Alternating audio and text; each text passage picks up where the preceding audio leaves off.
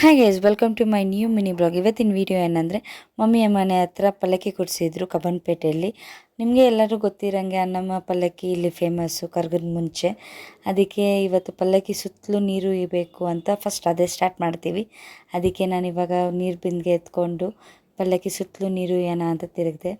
ಹಾಗೆ ಪೂಜೆನೂ ಸ್ಟಾರ್ಟ್ ಮಾಡಿದ್ರು. ಪೂಜೆ ಮಾಡಿಬಿಟ್ಟು ಕುಂಬಳಕಾಯಿಗೂ ತೆಂಗಿನಕಾಯಿಗೂ ಎಲ್ಲದಕ್ಕೂ ಪೂಜೆ ಮಾಡ್ತಿದ್ದಾರೆ ಪೂಜಾರಿ.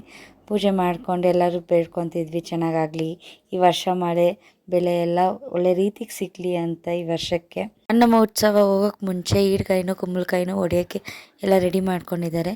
ಹಂಗೆ ಎಲ್ಲ ಆರತಿ ಬೆಳಗ್ಗೆ ಇವಾಗ ಹೊಡಿಯೋಕ್ಕೆ ಕರೆಕ್ಟ್ ಟೈಮು ಅಂತ ಟೈಮ್ ನೋಡ್ತಿದ್ದಾರೆ. ಮತ್ತು ಅನ್ನಮ್ಮನ್ನು ಕರೆಕ್ಟಾಗಿ ಕುಡಿಸಿದ್ದೀವ ಇಲ್ವಾ ಅಂತ ದೊಡ್ಡವರೆಲ್ಲ ಚೆಕ್ ಮಾಡಿದ್ರು. ಸರಿ ಕುಡಿಸಿದ್ದಾರೆ ಅಂತ ಕರೆಕ್ಟಾಗಿ ಚೆಕ್ ಮಾಡಿ ಮಂಗಳಾರತಿ ಎಲ್ಲ ಎತ್ತಿದ್ರು ನೀಟಿಗೆ. ಇವಾಗ ಉತ್ಸವ ಹೋಗೋ ಟೈಮ್ ಬಂತು. ತಮಟೆನೂ ಸರಿಯಾಗಿ ಬಾರಿಸ್ತಿದ್ರು. ಆ ತಮಟೆ ಸೌಂಡಿಗೆ ದೇವರೇ ಇಳಿದು ಬಂದುಬಿಡ್ಬೇಕು ಆ ಥರ ಇತ್ತು. ಅಮ್ಮ ನೋಡೋಕ್ಕೆ ಎಷ್ಟು ಮುದ್ದಾಗಿದ್ರು. ಆಮೇಲೆ ಇನ್ನೊಂದು, ಈ ಪಲ್ಲಕ್ಕಿ ನಮ್ಮ ತಾತ ಕಾಲದಿಂದ ನಡೀತಿದೆ.